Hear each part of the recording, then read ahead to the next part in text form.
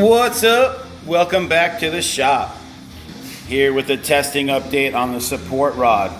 Ended up staying with the 88 millimeter. It worked great. My previous GNS when I tested was a 166 and that's what it ran. My GNS is really close, 60 flat. I'm gonna guess at 87 mile an hour. That was a buy run and eliminations round 3 at the same race. And let me show you what I got it up to.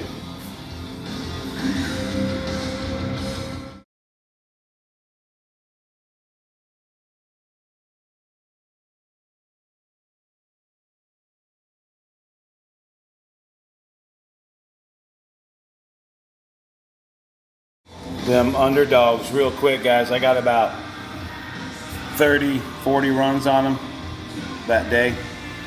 And I'm not the best driver, but I'm gonna say they handle really well. But they're like 60 bucks a set. And I'll give you a comparison.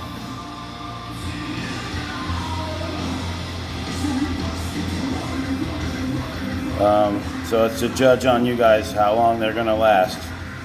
But car goes dead straight with them, able to chop the body down. The whole reasons why we do it.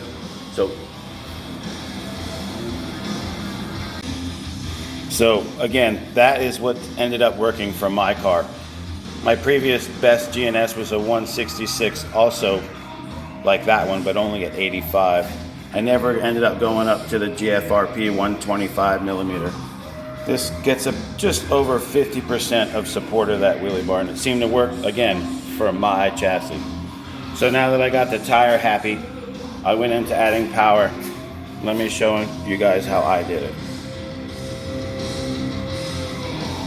So we all have throttle curves. We got bunches of them. I got some I made, some I got from friends that were willing to share their tune-ups, and there's all different kinds. These are the ones that I've been using, trying. Well, we're testing, so I did this, and it accepted it. Because I was wondering why the belly, let's just see if it'll blow the tires off. So then I did this, just simplified it for myself. So all I would do is I would highlight the dot I wanted to change. And I would just, look at the percentages. And that's where I would start. It was right around 30% as a track test spot, I'll say. Got really good. And then once it was leaving good, and this is all in conjunction with the gun. You all know that if the gun you're putting numbers in and it ain't picking up, it's because there's not enough in the ESC. And then I would just take this one and I would move it back and forth. This is how fast you get to 100%. I was running 90, but whatever it takes. And it seemed by the GNS and everything else going to the 61, as you can see, I lifted early. It only went 83, and then the rains came. That really pissed me off. But hopefully this weekend we'll be going testing, and next day or two, I should say, get that back to 90 before I lose it.